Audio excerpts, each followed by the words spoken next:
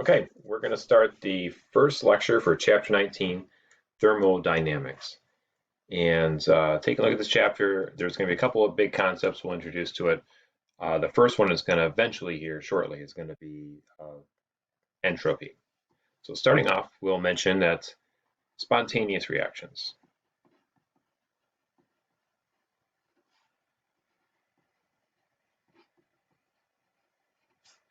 These tend to proceed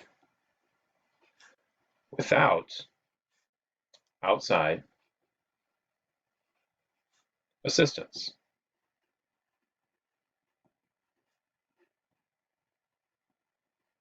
So a really good example of that one is what we're going to refer to is melting ice. And melting ice, of course, above 0 degrees Celsius. If you're below 0 degrees Celsius, if ice is melting, there's something weird going on. But above 0 degrees Celsius, we just see it, it melts, it's spontaneous. We just expect it to happen. Another example you could think of would be dropping a ball. It is a spontaneous event, reaction. When you drop a ball, it falls to the ground. It would be really, really weird and non-spontaneous if you dropped a ball and it just went from the ground up to your hand all the way. It's just not going to make sense. Another concept thing we can throw in here is a term called isothermal process. And that is a reaction or an event in which the change is occurring at a constant temperature.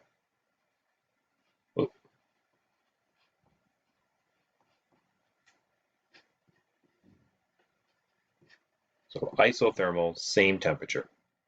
And a really good example of that one, which you guys would be familiar with, is a phase change.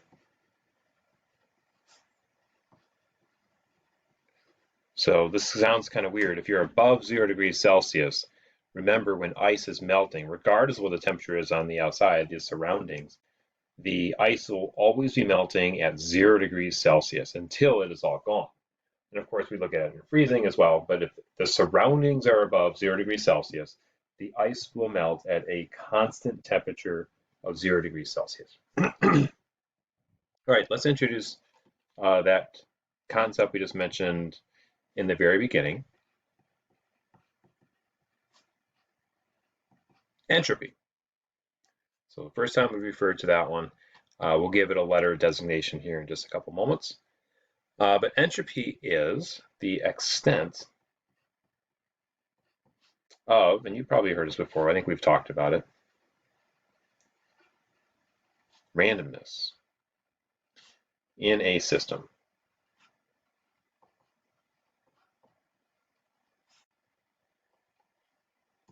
And given the greater number of microstates.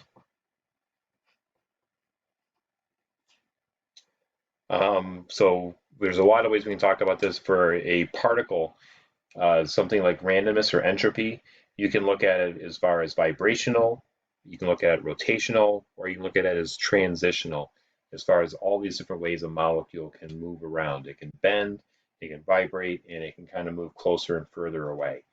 And all of those are considered different states or random locations of how things could find themselves. Okay, and this is by definition the second law of thermo.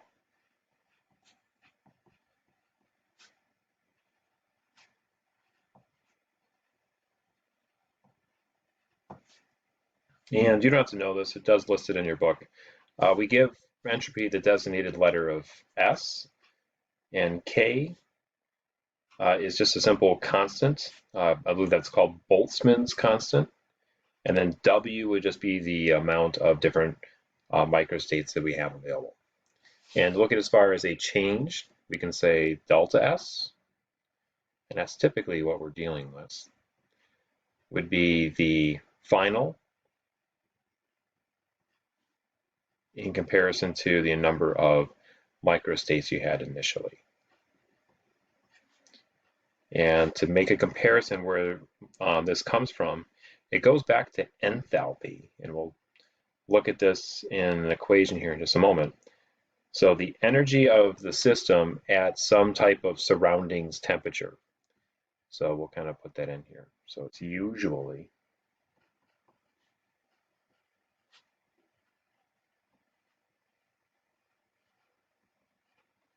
and we'll define that.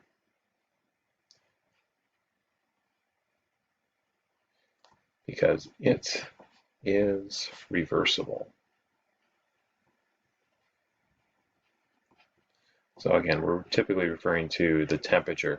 So we have an energy amount for the Q, and the conditions in which that is happening, we're going to call that the surroundings, and again, it can kind of go back and forth. We'll give an example of that in just a moment. To look as far as what we can get out of entropy, we'll look at two different values, and we'll refer to that, okay, if delta S is positive, that'll refer to a reaction that is spontaneous.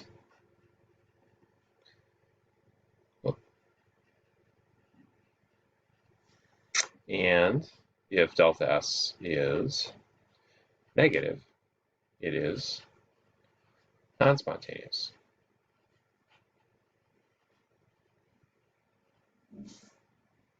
And if we happen to look where delta S is 0, then that particular reaction happens to be reversible.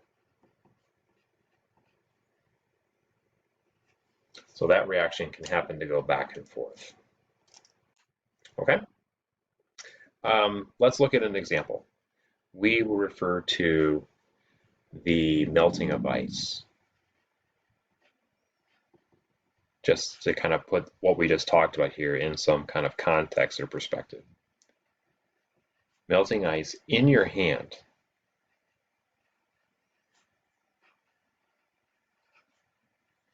And we're going to refer to ice as the actual system.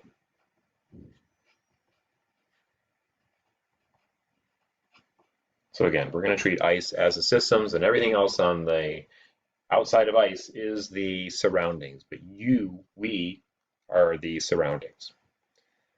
So when we're melting ice in your hand, we would expect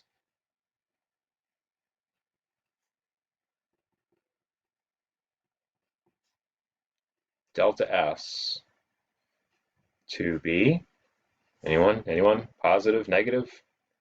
You should expect it to happen, which is spontaneous. So therefore, it should be positive. So let's look at a math relationship and see how this would go. Okay. And this is kind of like background information that'll help us better understand when we deal with other problems. But this kind of gives us a little understanding of how enthalpy is actually integrated into this whole system. So we're looking at the temperature change of, or the energy change, excuse me, at some particular temperature for the ice, and then we'll deal with the surroundings, which is U. Okay, so we'll look at some numbers here. We will say there's 1 mole of ice. And if we take a look at the amount of energy that's being absorbed by the ice in order to melt, this is the heat of fusion, the energy involved per mole, so molar heat of fusion for ice. So it has to absorb that much energy, and given a amount of, or excuse me, a temperature, it's going to be 273 Kelvin. And if we do all the math here, it would end up being 22.0 joules per Kelvin. So that's the amount of energy involved per Kelvin going through the system in entropy. And typically these are the units, joules for entropy. And typically it's going to be joules per Kelvin. So when you're dealing with enthalpy, that's delta H, usually you're dealing with kilojoules. Entropy is almost always going to be in joules. So it's a magnitude much smaller. All right, so we'll run through the value for U. Same kind of a setup, looking at energy at a specific temperature. For U, if we do the comparison, we have 1 mole of U, or excuse me, it's the same amount of energy, I take that back. Except this time the energy is leaving U, going into the ice.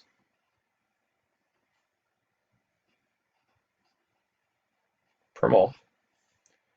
But you are alive, therefore your temperature, if we assume you have a constant output of energy, an endless supply of energy that is going out of you, the numerical value, doing the math, will be negative 19.4 joules per Kelvin, leaving you in the process. All right, so I'm going to try to squeeze this in here on the bottom. So if we take a look at the total entropy dealing with the system plus the entropy of the surroundings, you'll end up with 22.0 joules per Kelvin plus a negative 19.4 joules per Kelvin, which gives us an overall entropy change of 2.6 joules per Kelvin. So it's a positive value. Therefore, this process, as we would expect, is spontaneous for this particular reaction. All right, we'll call this the end of video 1, and we'll have a number 2 coming up.